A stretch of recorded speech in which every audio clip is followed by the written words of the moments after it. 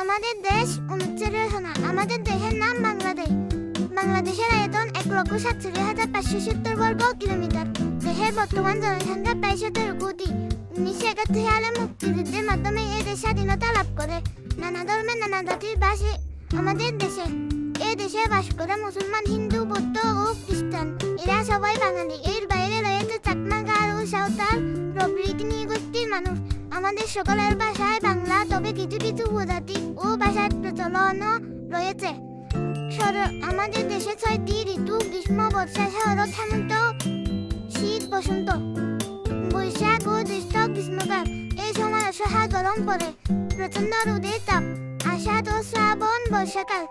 এই সময় আকাশ কালো মেঘে ছেয়ে যায়, দর দর করে বৃষ্টি পড়ে সারা দিন রাত।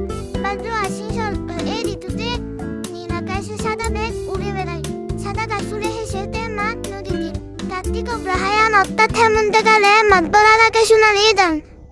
কৃষকের মনে থাকে আনন্দ। পুষ মাঘে শীতে তরসর হয়ে পড়ে প্রকৃতি মানুষ।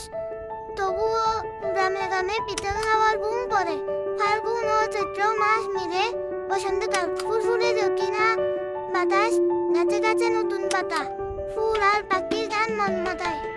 প্রকৃতি ও সম্পদ। বাংলাদেশের অধিকাংশ এলাকায় সমতল মাটির পথ, সিলেট, পার্বত্য, চট্টগ্রাম,